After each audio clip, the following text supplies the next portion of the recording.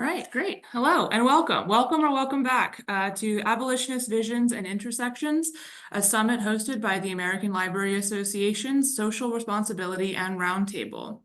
My name is Catherine Hicks. I am the Scholarly Engagement Librarian for Art and Humanities at Tulane University. And I'm joined today by Rachel Rosekind, who will be monitoring the chat, and Rebecca Black, who will be monitoring the Q&A. I'm going to go over some quick housekeeping, so apologies if you've heard all this before. We're going to do it again.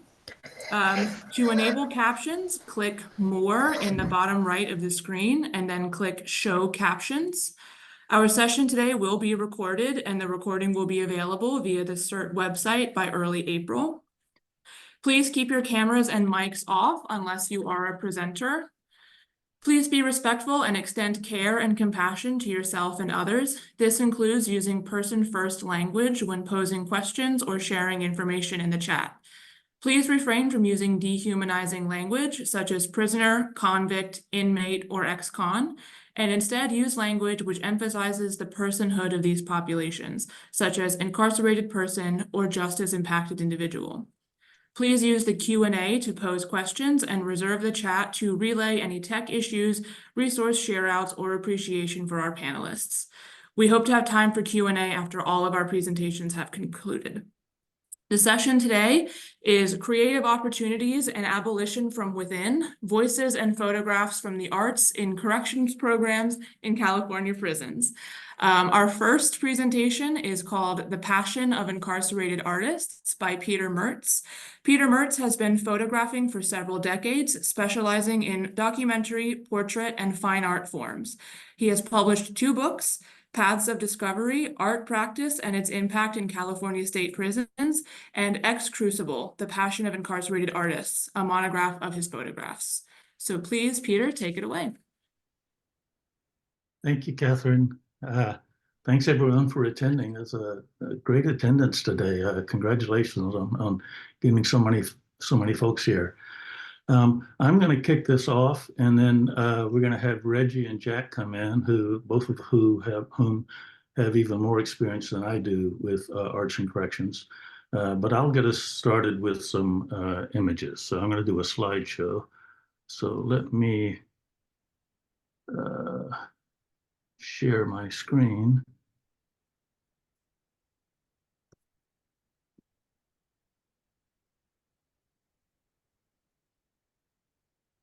Okay.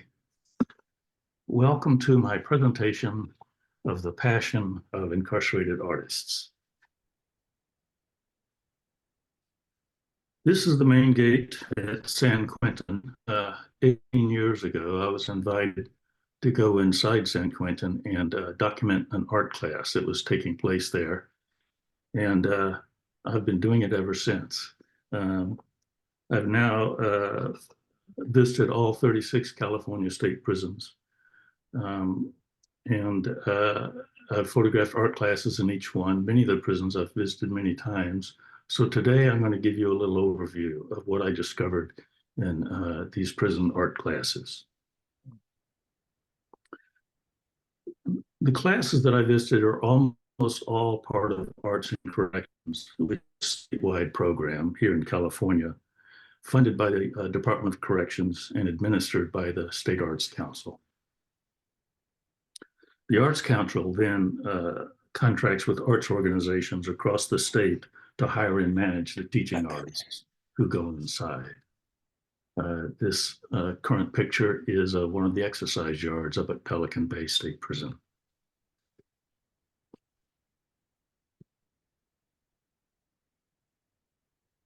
Well, not every prison has a dedicated space for art, so classes are held in whatever space is available.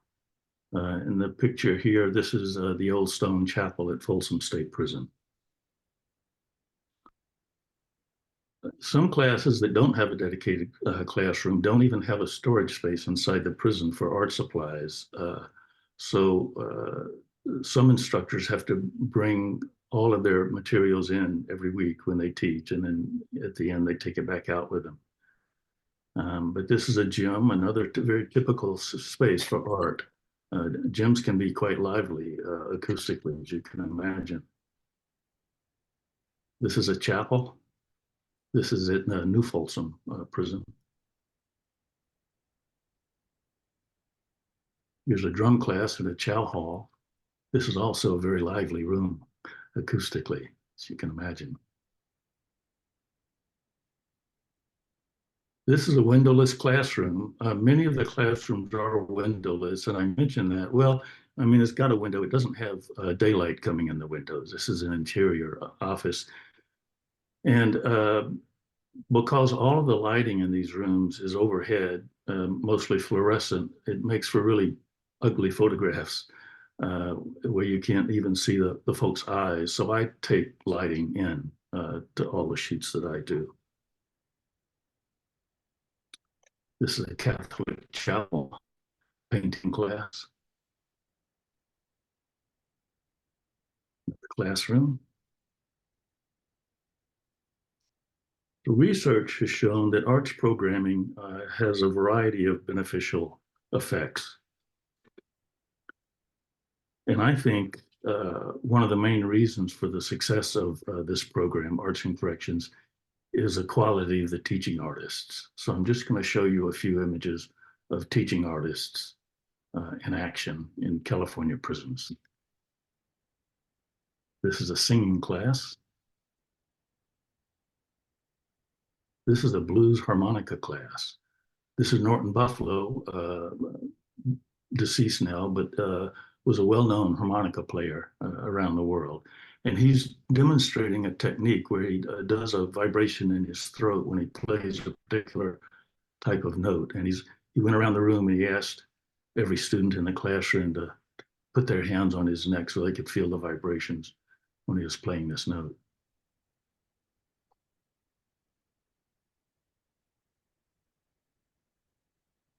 The instructors tend to be good listeners.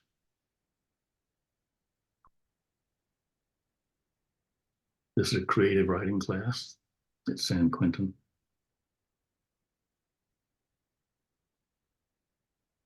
And a theatrical class.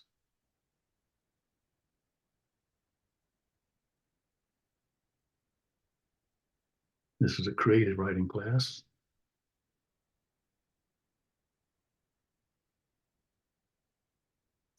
And this is a class that happened just a few weeks ago up at San Quentin. This is a songwriting class with some unusual instrumentation.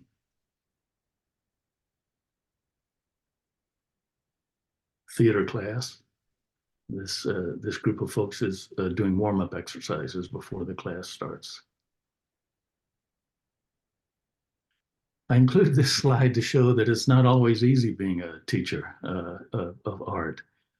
This was the last class before the performance, class culminating performance. And the instructor there, the woman standing in black, has just realized they have a choreographic problem that they need to work out. So she's struggling to come up with a solution for their show. I understand. I didn't see this show performance, but I understand it went off really well. This is an acting instructor demonstrating the expression of emotion to his class. These are the hands of a Native American man who lost his fingers in a fire accident. And he is now teaching with his wife Native American beading in California prisons. And as you can imagine, he's an inspiration to his students. This is a slightly different flavor of instruction. So in this case, the teaching artist, which is the person in the lower left in black, rather than going inside and teaching art to the folks inside, she has actually gathered a group of talented artists who were talented before they met, before they came into prison. And she's teaching them to be art instructors so that they can then go and teach their peers in the prison. So it seems to me one of the main things that the teaching artists bring is they curate a safe space which leads to free expression. And by safe space, I mean, of course, physical safety, but also emotional safety. So I have some examples of what I consider to be free expression. This is a theater class. This is a Shakespeare rehearsal.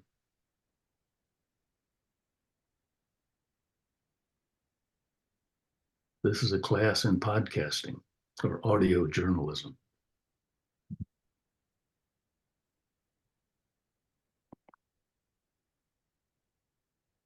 Theater.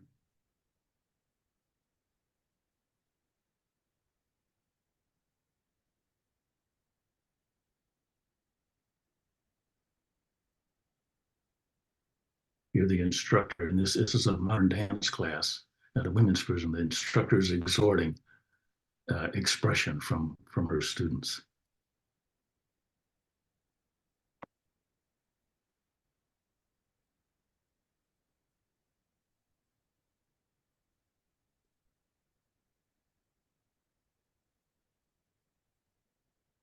Hey, Peter. Yes. Just apropos of these pictures here, I would help them set up that program, and getting those skirts in was a real heavy lifting thing. You know, it was a big deal, and it was just so wonderful when they got there. It was a magical moment. Well, the women certainly enjoyed them. I remember this. I was there the first day that they received them, and yeah, the regulation clothes that the women wear are you know, very asexual, so pants and shirts. And so this was a rare opportunity for them to wear something feminine, and they just thoroughly enjoyed it. Actually, the instructor was unsure. I remember she told me whether the women would think that dance skirts were corny or whether they'd like them or not, but the women just absolutely loved that kind of check. The students, I've heard several students call the art classroom their sanctuary because the rules of the art are set aside. You know, races work together, people mentor each other, they laugh. And then with continued free expression in a safe space, trust begins to develop between the students and the instructor, and also between the students themselves.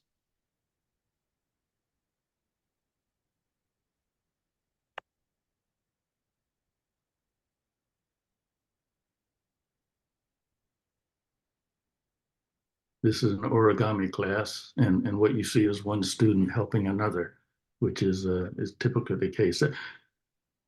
Because in any class, you might have very advanced artists and other artists who are beginners. And very often the class will be organized so that the advanced students will help the beginning students.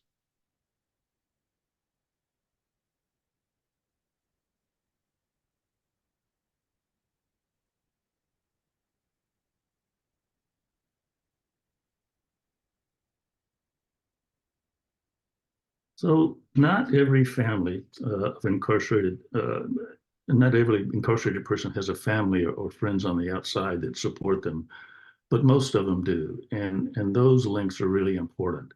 So what can art classes do with regards to families? And for the performance-based arts, music, theater, dance, what often happens is at the end of the class, there's a culminating performance, and friends and family are invited. And it's always just such a joyful occasion when the families come in and get to see their loved ones performing art and just having a good time in general.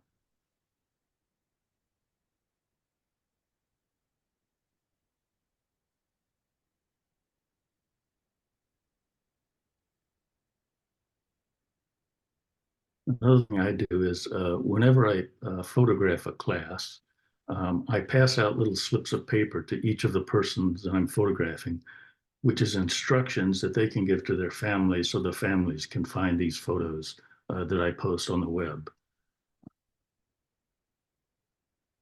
You can see here that families not only participate in some of those class culminating performances and workshops, but he actually participated in some of them as well.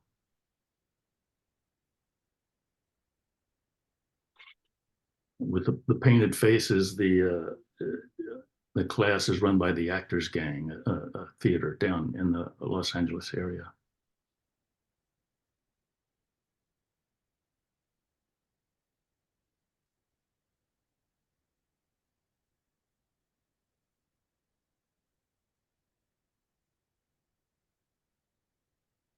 And what some students will do when I'm photographing these art classes, they'll reach through the camera to their loved ones on the outside and make a statement. And I always photograph these when students make a gesture or hold up a sign like this, because I think these are important messages.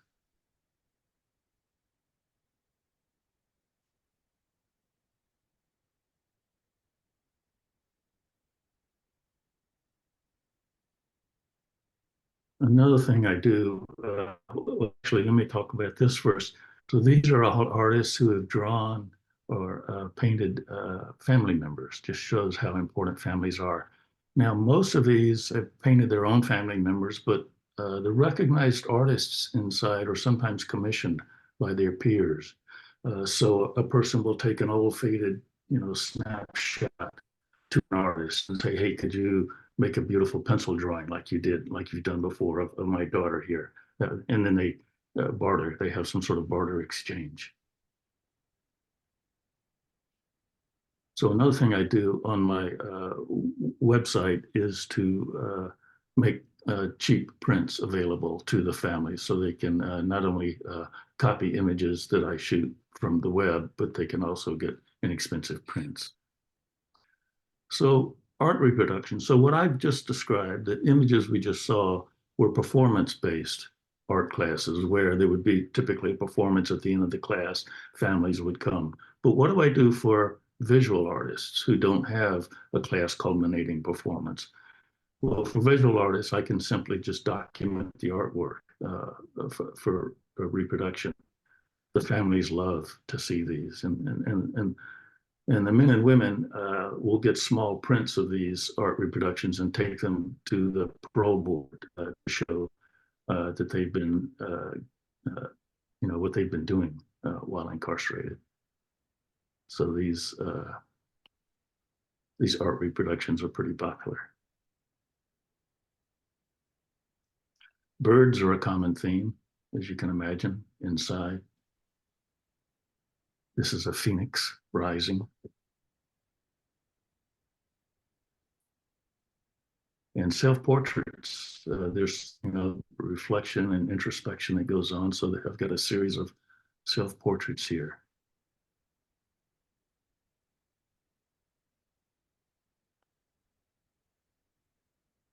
Many of the men that you see here, the artists, representations of artists, are out now.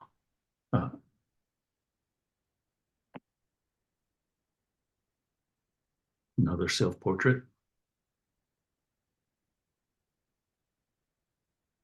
And this is a self-portrait. Frederick's out now and doing well. But yeah, this one, he was inside. He painted this self-portrait. And in this case, the hand in the foreground is the artist. This is a depiction of a childhood scene. So it's a self-portrait of himself as a child. Some artists investigate their heritage with their art.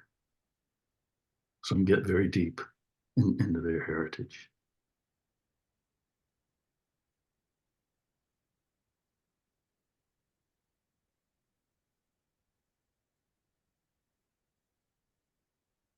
And some art is just wonderful and strange.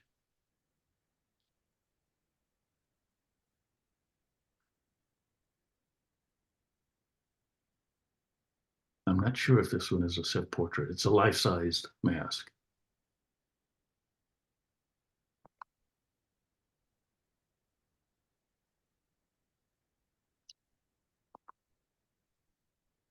This is just one example of 3D work. This motorcycle, which measures about 12 inches long, is constructed mostly of paper.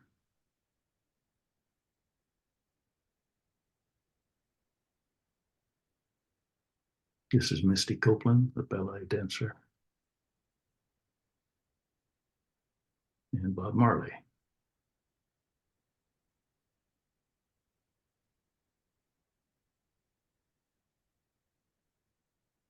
The variety of work is just amazing.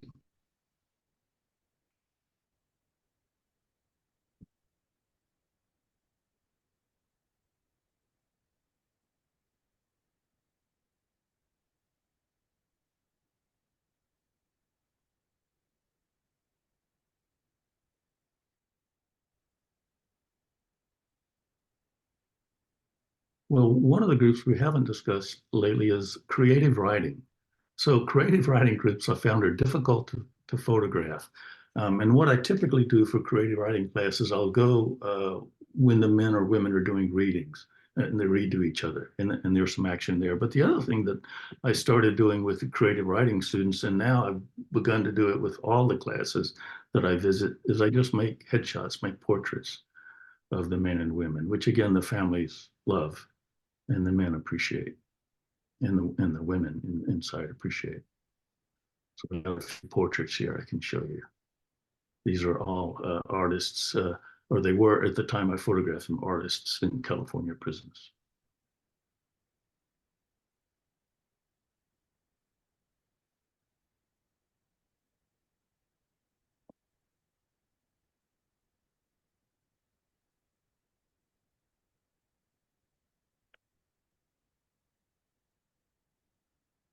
And of course, I leverage the amazing atmosphere that's in these classes. I mean, these classes have been going for some time before I visit, and I would not be able to get such intimate portraits if it weren't for the amazing atmosphere in these classrooms of support and openness, and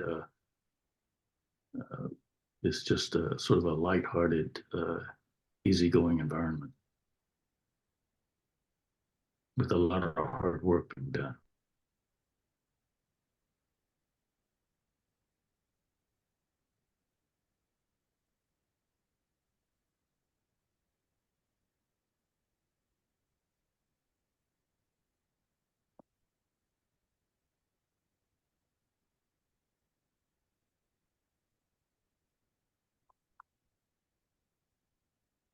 This man was feeling very shy in front of the camera, and his friend put a hand on his back in support.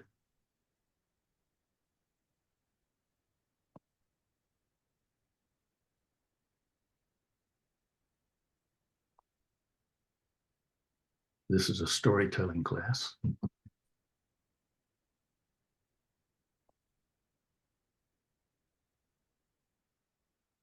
This, I believe, is a trans woman who's housed in a men's prison.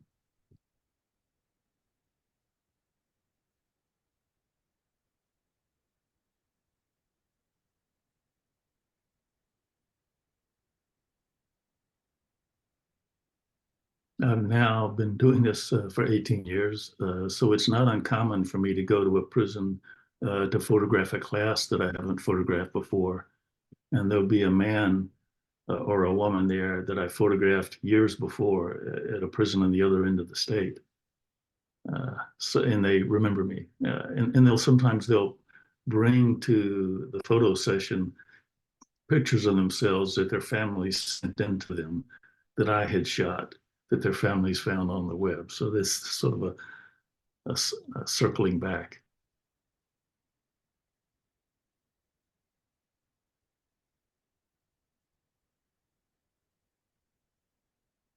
And so there you have an introduction to the Arts and Corrections program in California prisons.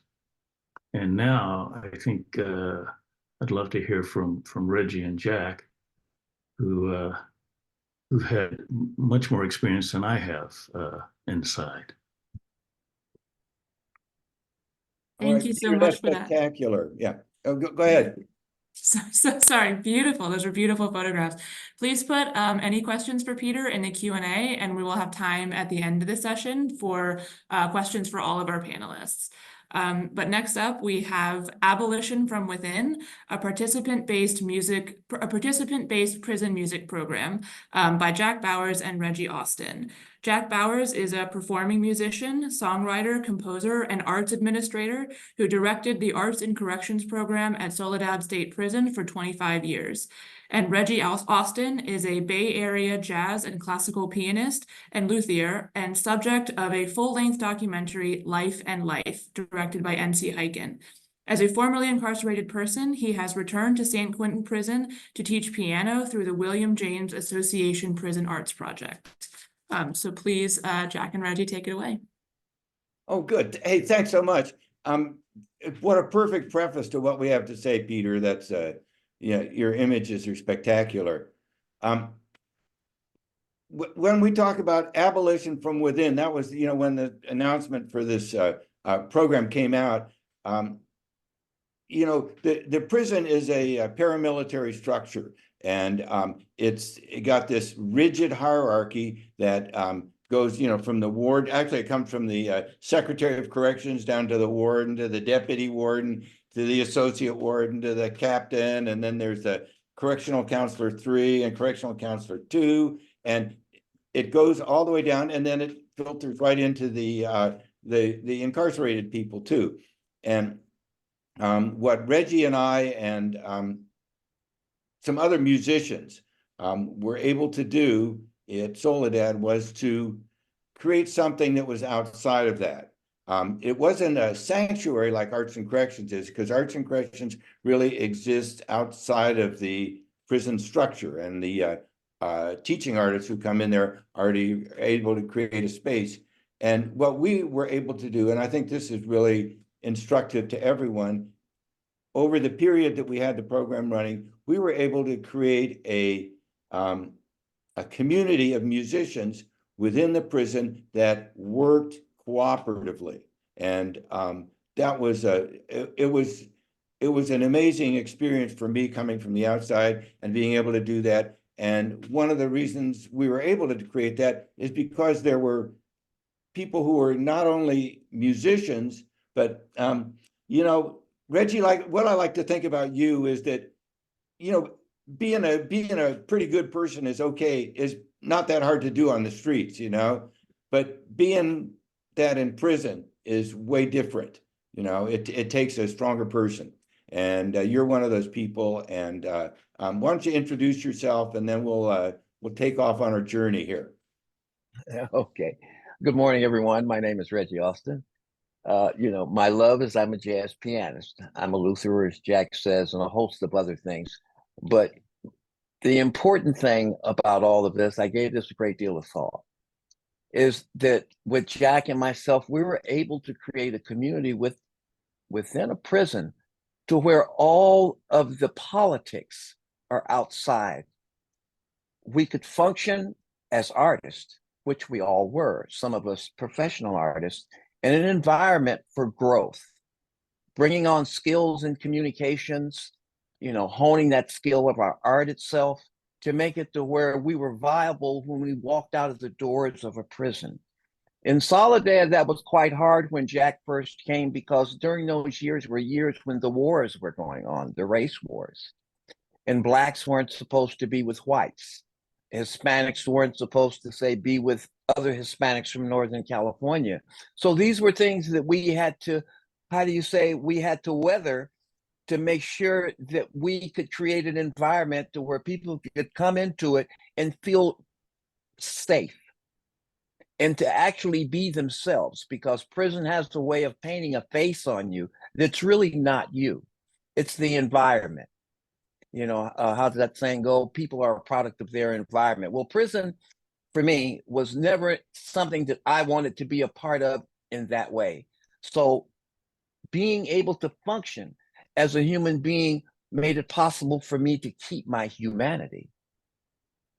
The arts bring that forward. That's why it's so important for these programs to continue, But in the years that passed, and Jack and I, like I said, have spent many years together, there would be times that the administration would come to me and ask me, say, Reggie, would you come on the yard today and put some guys together and play music? Because music has a calming effect on people.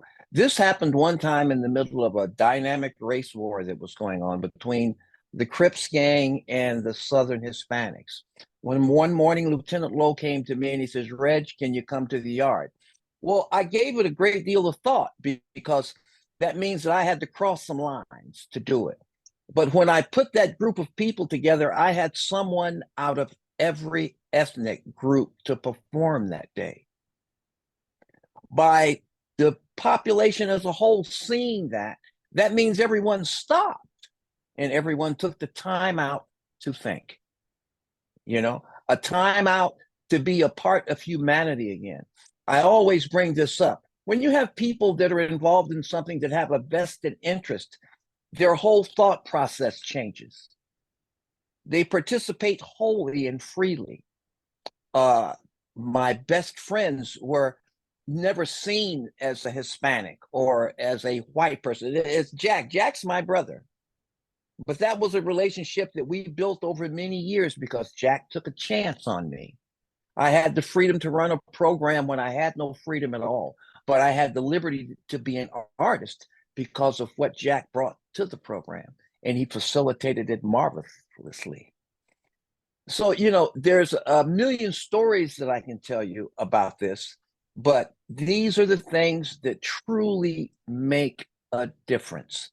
To where those of you that are involved with past residents now in the free world, you see them succeed when others fail, because that's an opportunity that's not afforded to everyone that's in prison. It's just not, because our resources are limited.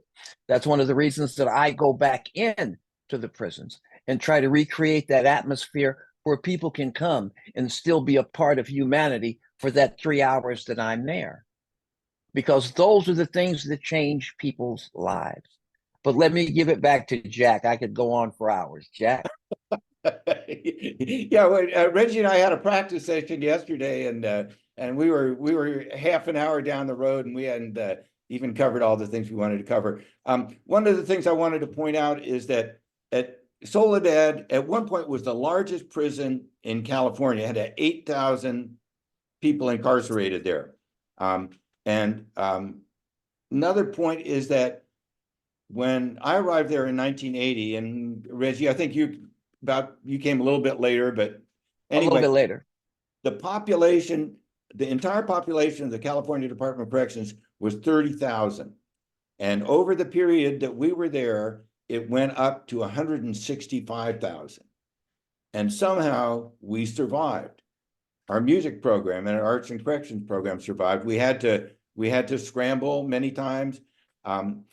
But what we were able to develop is we had 4 separate music programs. We had 4 rehearsal studios at Soledad, and each one of them had a person like Reggie. The title we used was the bandmaster, and I think that was it came back from the coaches. You know, the coaches used to call them. It was a job, and it was, you know, they were employed as the bandmaster, and the bandmaster managed the studio. And the studio was where musicians could come in as individuals and practice, and they could come in as bands and practice. And over a week, we would have 20 bands come in and rehearse around the different sites in the prison, and individuals could come in and rehearse as well. This was all managed by the incarcerated musicians. I called myself the hood ornament on all this. You know, my job was to make sure that they had guitar strings. If a drumstick broke, I would replace that. I'd sign memos sometime in, you know, lists and stuff like that, but it was managed from within. And one of the unique things, I think, and it was reflected the integrity of the program, was that the cops would, you know, the uniform staff, I guess we have to, you know, give them their proper names too. They accepted the program as well because they found value in it. And the value they found is exactly the kind of incident that Reggie was talking about, where we would go out on the yard and we would perform. Originally, when I first got there, we would do the shows in the gym. But at a certain point, the gym got filled up with people. So the only place we could go to was the yard. We had some wonderful shows in the gyms. You know, that when I say the gyms, there were 3 different gyms around the prison. There were, you know, different security areas, and we had a program going on at each of those. But we would also, you know, once the gyms were filled up, we would go out to the yard and put on programs there. So as Reggie said, we'd go out there, you know, we'd haul all our equipment out there and we'd set up on the stage and we would play. Sometimes we'd play all day and we'd have like 3, 4, 5 different bands perform. And depending on which band was performing, different people would come up to the front of the stage. But the whole yard, you know, which might have, you know, what, 700 or 800 people on there, would sit around and listen to the music, you know. And when it was going right, which was frequently, the yard didn't seem like a yard. It seemed more like, I don't know, a park in San Jose or something like that. You know, people were sitting around sharing food and, you know, they'd come up, if it was their kind of music, they'd come up and they'd dance to it, or they'd move around. And it was, you know, when I told people that I worked in prison, a lot of people would say, oh, that's so good. What a wonderful thing you're doing, you know. And I would say, this is not a wonderful thing. I am fed so well by the power that music and the arts has to not just change individuals, but to actually change communities, you know. And I think as musicians, that's one of the gifts we're given, is the ability to do that. And when we created a community of musicians there at Soledad, we were able to share that out. And for a Saturday on the yard, you know, people could be out there and they could relax and feel like they weren't incarcerated for a short period anyway. Your turn, And, Reggie. you know, to add to that, on those days, and I used to call those very special days, there would be people that would talk and interact with each other because of that would have never said 2 words to each other. You had a chance to see, say it was the Day of the Dead, and some times we would have concerts dedicated to that. And then Hispanics would come, they would dance, they would do their ethnic dances, you know, some would kind of piece together their ethnic garb. You know, these were important times because it gave everyone a chance to see that they were all alike. You know, that type of communications in prison, you know, more or less it's unheard of, because prisons are designed not to integrate, but to segregate. And so here is an instance to where the people come together as one and viewed by the administration as something helpful, not something harmful. In other words, I used to call it, that's not really part of the penological interest. But we had people that supported us at all levels of administration because of what we did bring. But what made it work, as I've said before, is that everyone had a vested interest in the program itself. I'll give it back to you, Jack. Okay, let's see. I'm going to try to do a screen share here if I can. Let's see. Oh, there it is. Okay, so one of the things we were able to do every year was to go out to the visiting room with Friends Outside. Friends Outside is a support organization in the California prisons that helps families stay connected while they're incarcerated. Every year we put together 3 different bands and we'd go out and play. And the first year I was asked to do it, it was kind of like pulling teeth, because a lot of the guys in the band in the music program didn't feel that playing children's Christmas songs were that was that exciting. But we did put it together. Wasn't hip. And the first year we went out, we were out playing there, and you can kind of see the scene right here. If you look at the little girl in the middle, we'd had a little girl looking very much like her come up and say, "Can I sing Rudolph the Red-Nosed Reindeer with a band?" And so we were out there in the visiting room, and the visiting room is there's a certain tension in the visiting room. There are people who are visiting as families, and they're, you know, in their own little small group.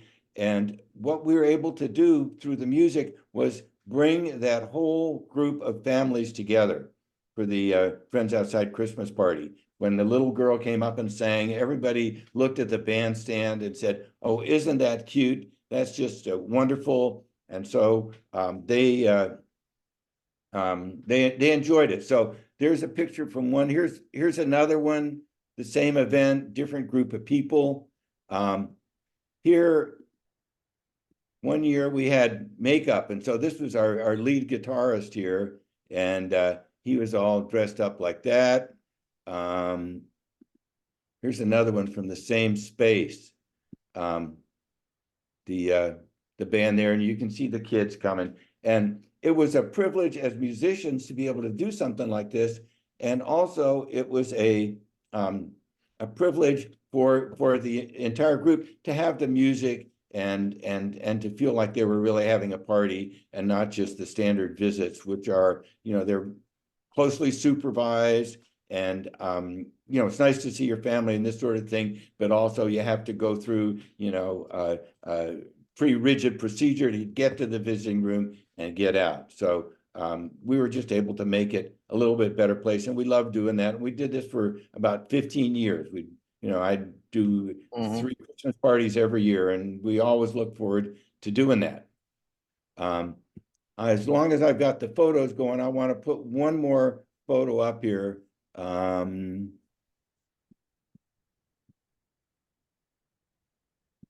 Oh, here it is, right here.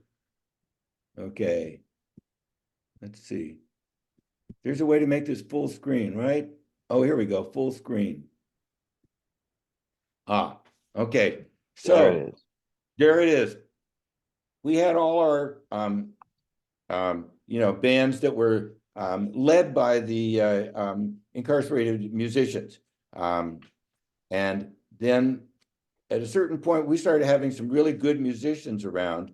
The guy who really got this band started was a guy who was named Sugarcane Harris, who was a violinist who had played with Frank Zappa and was also a member of a doo-wop group from the 60s called Don and Dewey.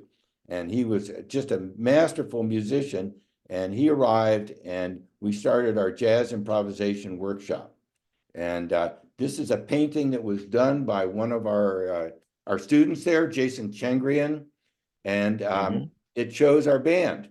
And in the top left corner, you can see me at the keyboard, and then directly below me is Reggie, you know, and then right in the middle there in the white hat is Cuba, who was he was a Santeria priest, and he would come and we played Latin jazz, and he was contributed just greatly to that. And then we had our guitarist, and there's Doc over there on the bass, who's no longer with us. He's out. He got out and had a nice career as a musician. And then we had our drummer. So this is what happened on Saturdays in the music room, was our jazz workshop. And this was opportunities throughout the years that we ran it for the skilled musicians, you know, the literate musicians, the musicians who wanted to learn jazz and, you know, the more complex musical forms, to get together and practice their craft.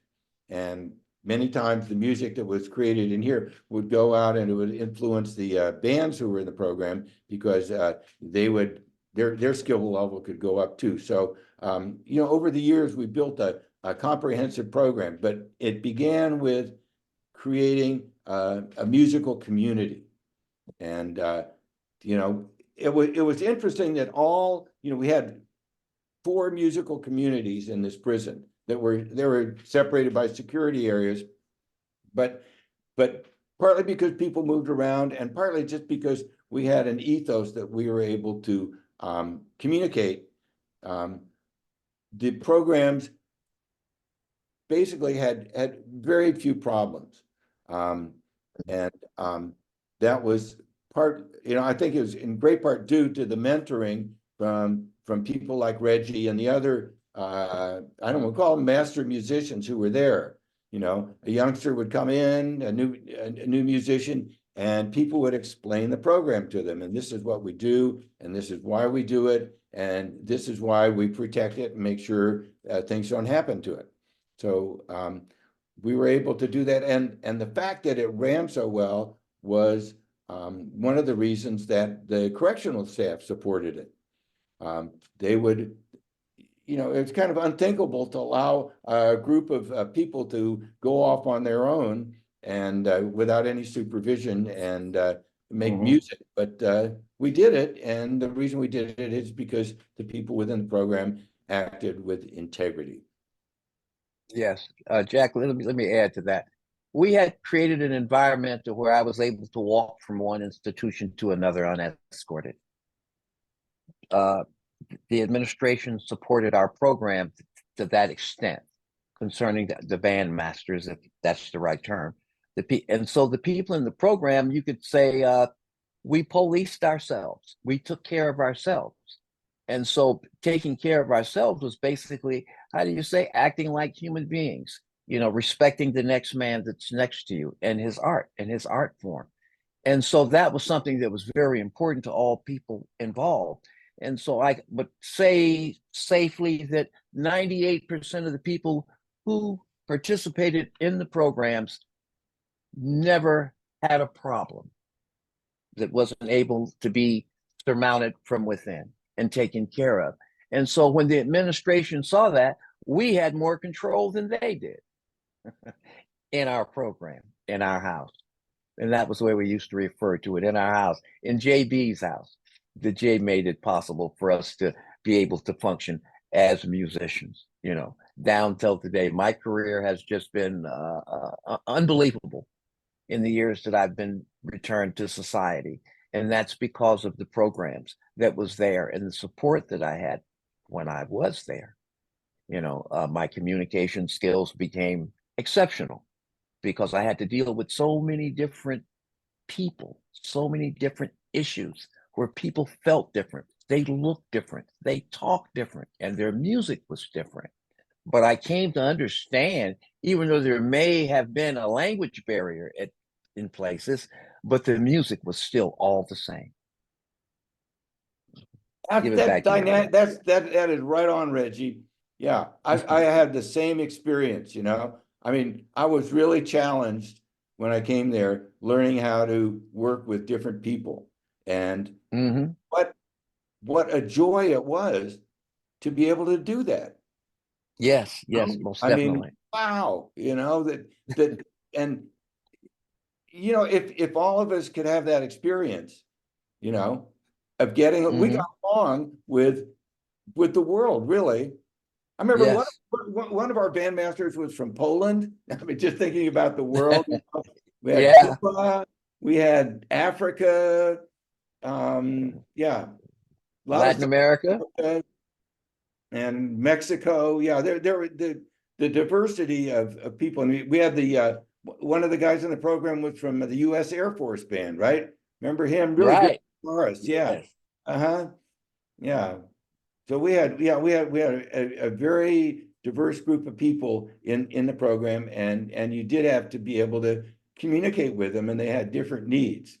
That's right. I don't know whether it's a proper story to tell or not, but one of the things that happened to me is that being in a supervisory position is that I would be the object of resentment and stuff like this sometimes. And one of the things that was really hurtful was to be called a racist. And I was called a racist by a couple of Black musicians at one point. And then a little while later, I was called a racist by some Latino musicians. And then a little while after that, I was called a racist by the white musicians. So, you know, we were talking about this.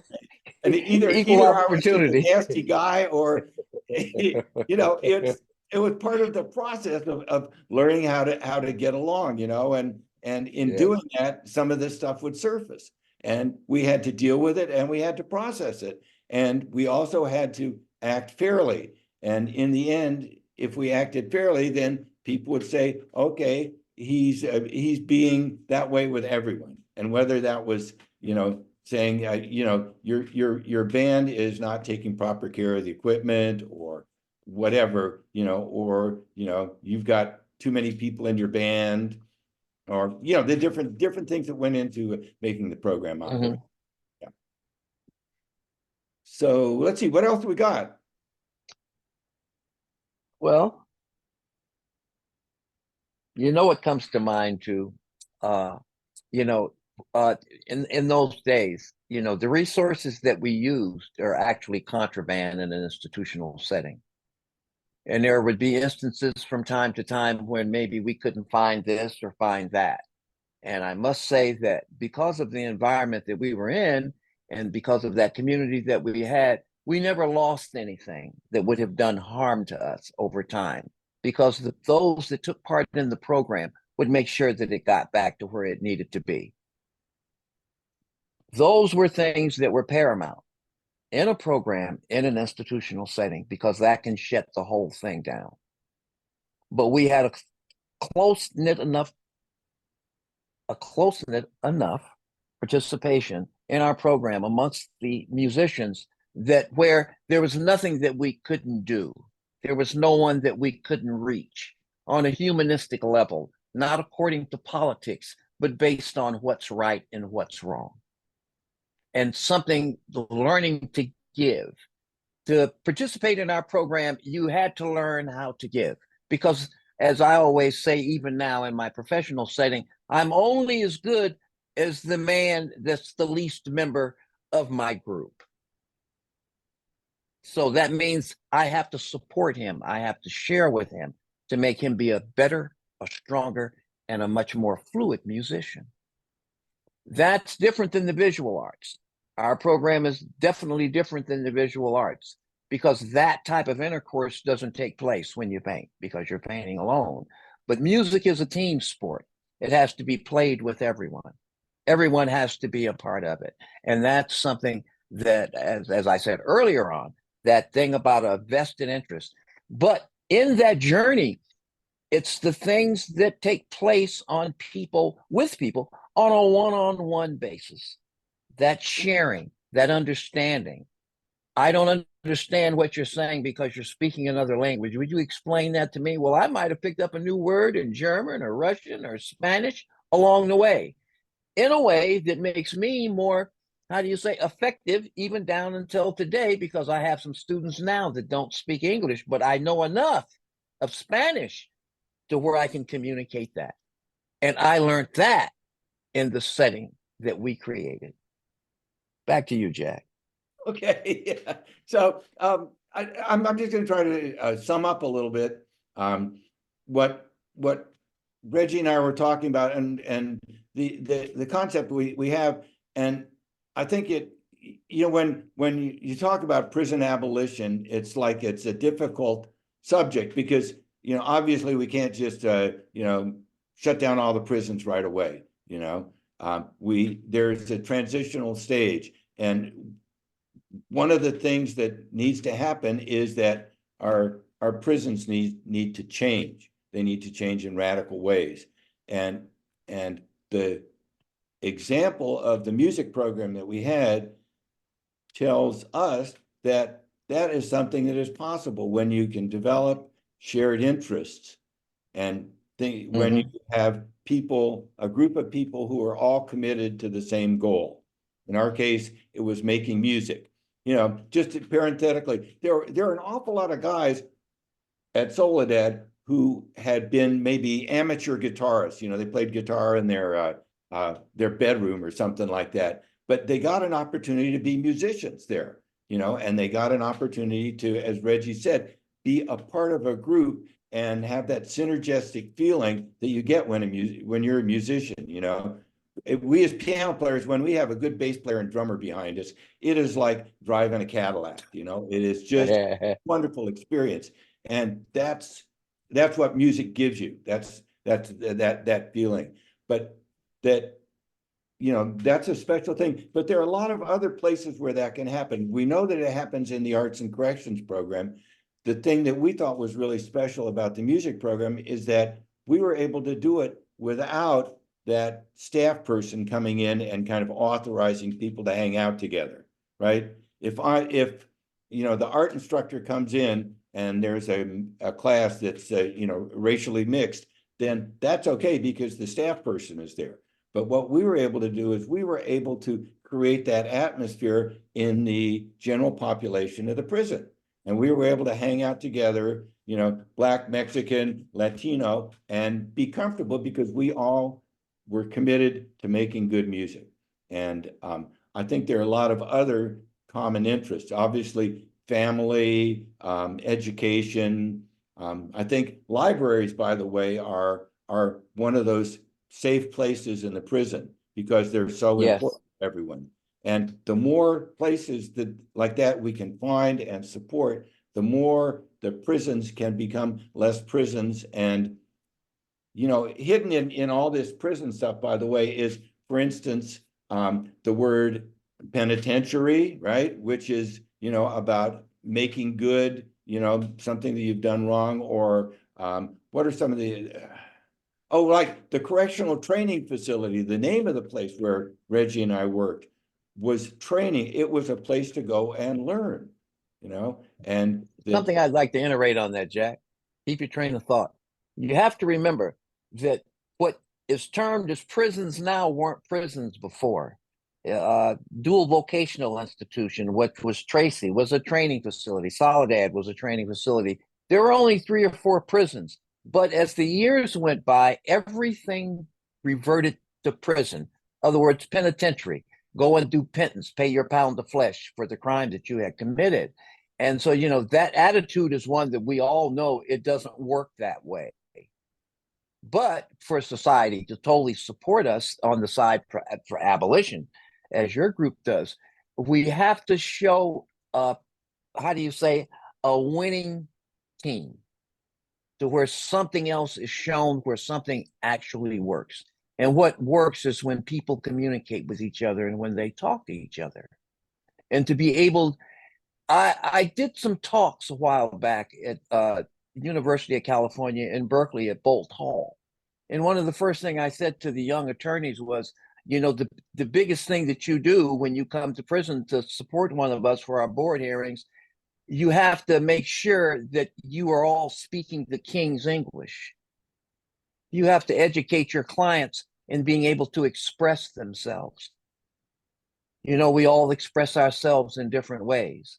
Why not let the arts be that vehicle that gives that person those things that they need to gain their liberty back? Or an environment that brings that, like the library. You know, it's hard to sit in the library and not at least pick up one book and read it, or a magazine. That's what we have to do. Now I'm speaking for myself.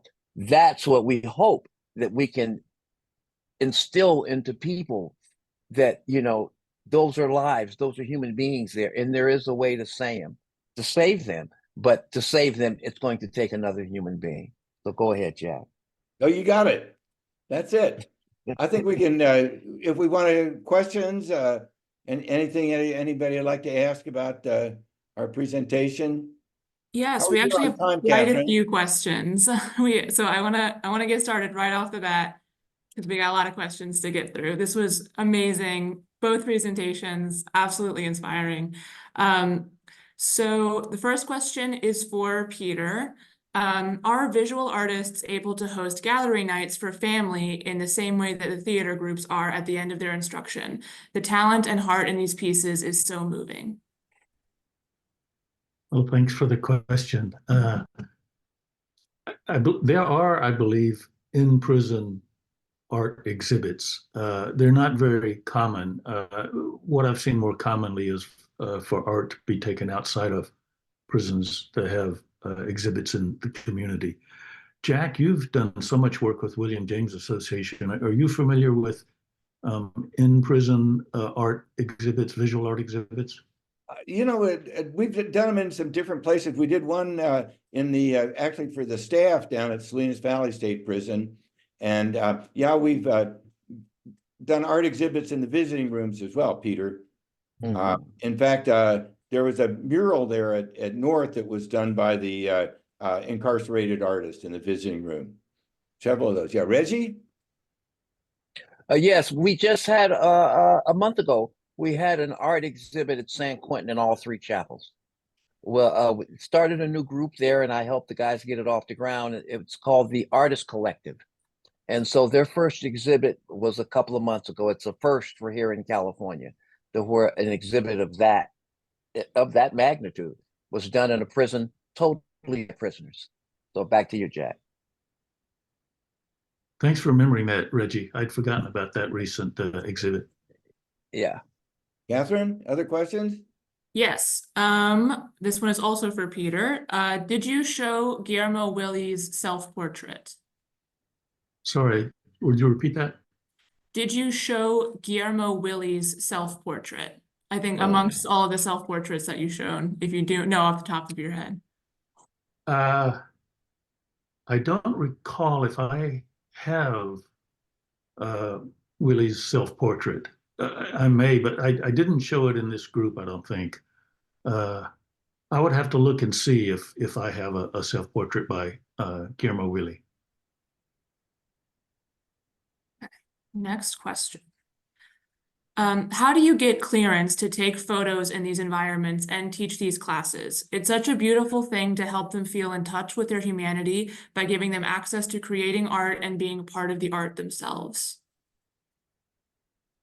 Well, I'm a big fan of leveraging existing resources, and so Arts and Corrections is a long-established, well-functioning part of Department of Corrections, and so I go in under the auspices of the teaching artists and teaching organizations.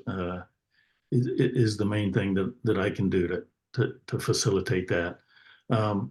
And then as I started doing this work at San Quentin, very soon after I started doing it, the Department of Corrections and the California Arts Council, who administers this program, started using my work to promote the programming that they were doing. So that was helpful to me because they knew who I was and they appreciated the work that I was doing. I now have statewide clearance, so I can go into all of the institutions at will. When I go in with my camera does require an escort. And that's the most limiting factor of how many shoots I can do is because I'm taking my camera in, I need to have a staff person accompany me, which can be 4 or 5 hours of someone's time. So I have to be careful about how many of those asks I make of any particular public information officer. Let me say one Jack? more thing about that is that one reason that Peter has gotten to the point he has gotten to is that he is impeccable in his demeanor and the paperwork that he has. He is totally together, and that makes it easy for staff to deal. He makes it really easy for staff to deal with him. Yeah, so Thanks. I've seen your paperwork, Peter, and it's killer. It's, and we love paperwork in the Department of Corrections. Yes. Thank you, Jack. That's key to success. Great. This next question is not so much a question as a comment. Reggie, I heard you play and saw you receive an award at William James Association's last anniversary. It was very beautiful. It sounds like you experienced stormy weather with racial, ethnic, and geographic hostilities inside, and you should get an award for implementing musically. Oh, I'm sorry. Something got in the way of my cursor. Thank you. You should get an award for implementing musically the agreement to end hostilities. That's revolutionary work. Thank you. Thank you very much. Thank you. The award I received, I had no idea I was receiving an award. As I always say, it's just what I do. It's what I do. I like for the world, and I wish the world could find some of the peace that I've been able to find, and to be a part of what I do now, and to go into the prisons to try to make the world be a better place. so people won't have to experience what I had to experience. And those that are already there, when they return to society, they return as human beings. I did a talk in Martha's Vineyard. I think it was the latter part of last year. And there was a lady that we were doing a Q&A, and she asked me the question, why does it seem that there's white people around you? I don't see any people of color. And my response was, I didn't realize that until you brought it up. And the reason I responded that way, because it was the truth. When we put identifiers on each other, we change the mood of the exchange that you're having with another human being. Why couldn't it just been the pretty young lady, or the young man that has gray hair, or Pete has on glasses? Another person, not a person with a label. Because that's what prison is. Those are the things that separate us. We have to have things that unify us. And that's what I always work toward. And by the way, that person that asked me that question was vacationing in Martha's Vineyard that year from CDC. Go ahead. Our next question. Are experienced teaching artists able to apply to teach in the Arts and Corrections program? There are more artists becoming teachers, facilitators, and staff for organizations like the William James Association Prison Arts Project, who once were participants inside but are now out. This is increasing diversity, which is encouraging. More family and community involvement. Can you speak to this? Oh, yeah, let me talk to that briefly, because I don't think we haven't really covered the scope of the Arts and Corrections program. So at this point in time, the time that Reggie and I were talking about was back in the up until 2010, when there was a full-time, we were called Artist Facilitator at every prison. And so that gave us a lot of privilege. We were connected with staff, and that ended, the job title ended as well in 2010. The program was restarted in 2014, and it's now under the auspices of the California Arts Council. The California Arts Council receives funding from the California Department of Corrections each year to run classes in all California prisons. And there are about 15 to 20 arts organizations around the state, that's approximate, I don't know the exact number, who bring artists into the prisons. And the way to find out about what's going on about that and about teaching opportunities is to go to the California Arts Council website and navigate to Arts and Corrections, and you can find out about all the diverse programs that are on there. And Peter covered some of them, the theater program, different visual arts programs, the beading programs. A lot of fine organizations, arts organizations are involved. William James is the granddaddy. We were the originators of the program back in 1978, and we're still deeply involved in it. And we have artists teaching at about 10 institutions. So, yeah, I think that's sufficient. Great. Okay. Another question. So many questions. This is so great. I love this. Reggie and Jack, can you offer any current updates regarding music programs inside? Are programs like jail guitar doors making headway and getting instruments to incarcerated musicians? As far as getting instruments to musicians, that's kind of hard in the paint, because we get under the area of security. I don't have any problems at San Quentin because I spent a great number of years there and I know everybody. So getting instruments to inmates is really not a problem, but we can always use some more. We can always use more support in that area. And where we really need that type of support is if the position of artist facilitator could come back. Someone where we could direct that to. So, now there's no head. There's no actual head. As far as, like the administering of the band programs, we don't have someone there that's like really a go-to person. it's the person that kind of covers that position is more or less a babysitter. At this present time in San Quentin, it's the warden secretary. And so she's kind of overswamped with her own job. So yes, does that answer that question? Let me just say one more thing about jail guitar doors, if I may. Jail guitar doors started by Wayne Kramer, who left us just quite recently, has done an incredible job of getting guitars to prisons all over the state for our Arts and Corrections program. It's been a wonderful relationship in that way. And Jail Guitar Doors also has classes that they take into several California prisons as well.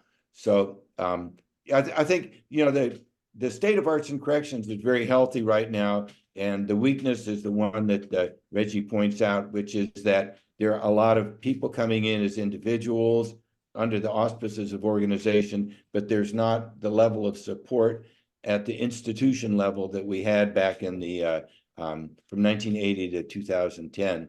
And that affects that reduces the effectiveness of the classes. Let me put it that way.